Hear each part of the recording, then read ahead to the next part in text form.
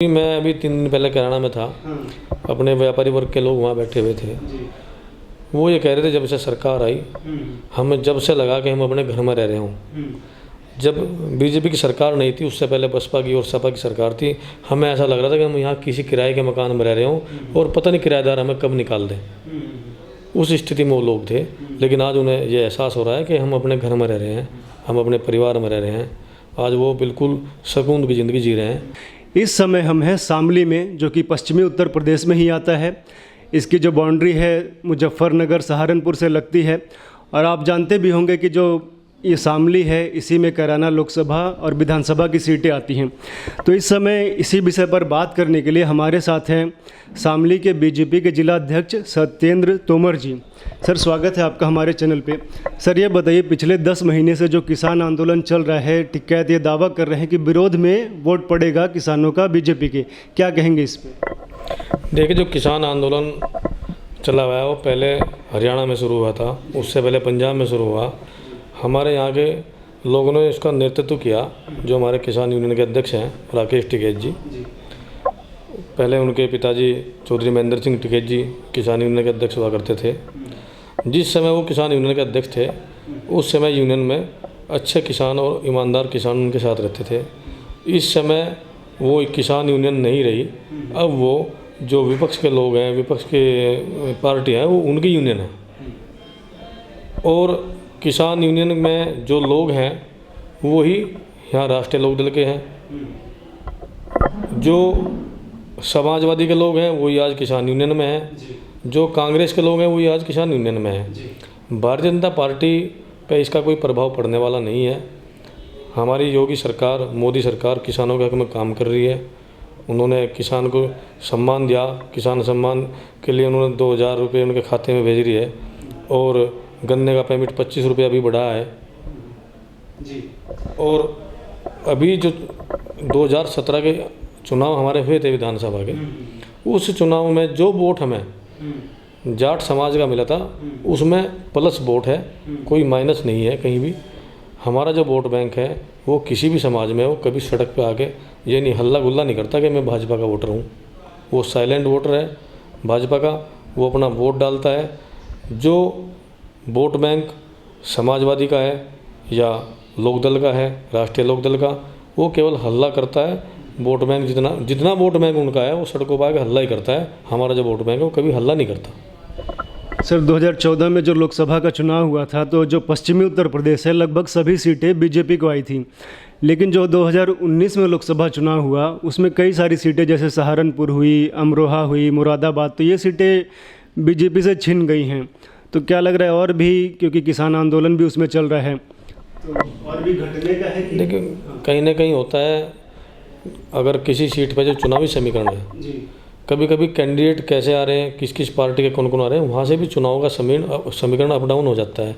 हमारा उन चुनाव में जहाँ भी हमारे ये हारे हैं सांसद, वहाँ हमारा वोटिंग परसेंटेज बढ़ा है, घटा नहीं है।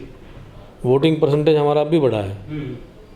जो सरकार ने काम किए हैं, जिसका जो काम हुआ, जो हमारी सरकारी योजनाओं से लाभान्वित हुआ, वो सरकार को वोट करेगा। आने वाले समय में भाजपा को वोट करेगा। सर, ये बताइए, लोग यह भी कर रहे हैं कि जो तथाकथित किसान आंदोलन चल रहा है तो टिकैत के आंदोलन में ये हो रहा है कि बलात्कार भी हो रहा है, किसी को जिंदा भी जला दिया जा रहा है, सड़कें जाम की जा रही हैं। तो बीजेपी की जो सरकार है, या तो उनकी बातें मान ले, जो भी किसान बिल वापस लेने की वो कह रहे हैं, या तो फिर ये प्रेस कॉन्फ्रेंस करे, बोले कि फ्रॉड हैं, उनको हटाया जाए। तो ये मतलब आप इस पर क्या कहना है कि उनको हटाया जाना चाहिए कि किन को? जो किसान आंदोलन है? हाँ, देखो, मैं इस बारे में कुछ नहीं कह सकता। हमारा राष्ट्रीय प्रदेश क्षेत्र नेतृत्व है और हमारे जो वरिष्ठ लोग हैं पार्टी के, वो इस चीज़ पर विचार करेंगे। अगर हमसे वो सलाह करेंगे, हम आपस में डिस्कस करेंगे कि इसमें क्या होना चाहिए। वो किसान हैं, वो बैठे हैं, आंदोलन कर रहे हैं। सरकार किसी के साथ कोई दुर्व्यवहार नहीं करना चाहती।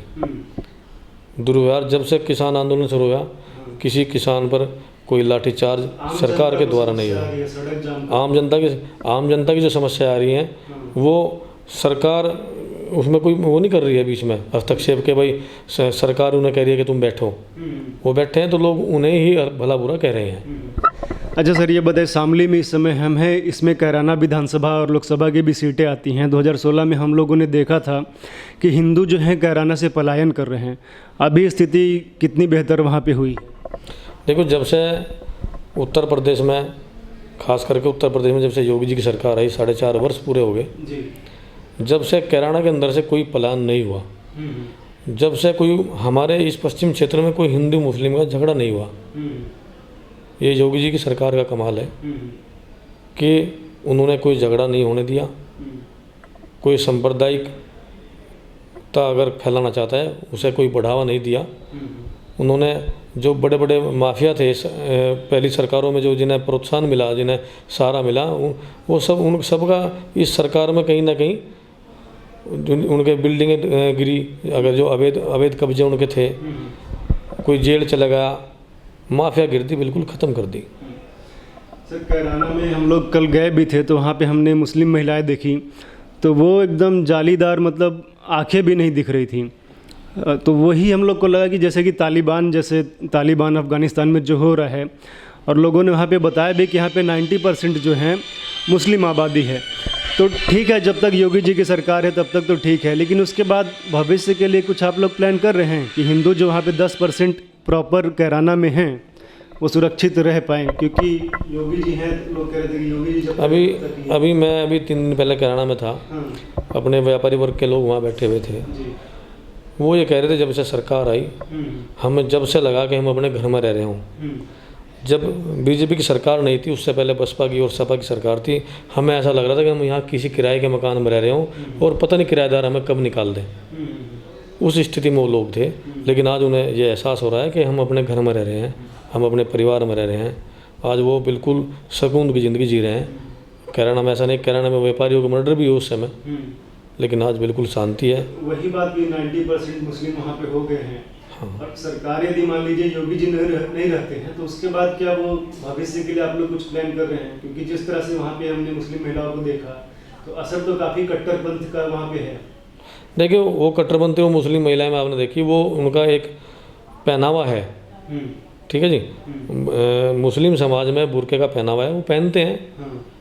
उसमें उससे क्या दर्शाया जाएगा? उससे कुछ नहीं। अच्छा, ये बताइए, जो अभी चुनाव होने वाले हैं तो ये दावा किया जा रहा है कि जाट जो है बीजेपी को वोट नहीं देगा किसान आंदोलन के उस पर, तो क्या लग रहा है जाट किधर इस बार जाएगा? देखियो, मैं भी जाट हूँ जी, और इस ज़िले में अगर मैं हिंदू समाज की बात करूँ, जाट की संख्या वोटर में सबसे ज़्यादा है। लेकिन 2017 का जो चुनाव हुए थे विधानसभा के, उस चुनाव में जितना वोट जाट का भाजपा को मिला था, उससे कहीं ना कहीं 5 या 6% ज़्यादा मिलेगा। तो ऐसी कौन कौन से काम आप देख रहे हैं कि वोट परसेंट बढ़ेगा जाटों का? क्योंकि टिकट तो कहीं घटेगा। देखिए, सबसे बड़ी बात है, उत्तर प्रदेश में जो गुंडा राज था जी, वो ख़त्म हुआ। भयमुक्त शासन यहाँ है। आज का समय वो है, अगर हमारी बहन बेटी अगर किसी रास्ते से रात के 8 बजे भी अगर अकेली स्कूटी से जाएगी तो सुरक्षित अपने घर पहुंचेगी। ये योगी जी सरकार की देन है। इसलिए इस चीज़ से क्षेत्र प्रभावित है और वो बीजेपी को वोट करेगा। अच्छे बताइए, जो अभी चुनाव होने वाला है, कितना सीट आप बीजेपी को देख रहे हैं आने की संभावना है? देखिए, मैं अपने ज़िले की बात करूँ तो हम 3 सीट जीतेंगे। 3 सीट मतलब वहाँ पे जो कैराना की सीट है वहाँ तो आप लोग निकाल नहीं पा रहे हैं। नाहिद हसन समाजवादी पार्टी के हैं, तो क्या नहीं है निकाल पाएंगे? हमने पहले भी वो सीट जीती है। इस बार फिर वो सीट जीतेंगे। बीच में वो सीट हार गए थे, हमारे जो एक बागी होकर के चुनाव लड़ गए थे, इस वजह से चुनाव हार गए थे हम। इस बार 3 सीट आप दावा करेंगे? दे देंगे। बहुत बहुत धन्यवाद सर हमारे साथ बात करने के लिए। ये थे सत्येंद्र तोमर जी, जो कि शामली जिला के बीजेपी अध्यक्ष हैं। इनका कहना है कि जाटों का जो वोट, जो कह रहे हैं कि जाट बीजेपी को वोट नहीं करेंगे, ऐसा कुछ नहीं है। जाटों का वोट बढ़ के ही आएगा और बीजेपी पश्चिमी उत्तर प्रदेश में अच्छा प्रदर्शन करेगी। आप जुड़े रहिए हमारे साथ, देखते रहिए प्यारा भारत। धन्यवाद।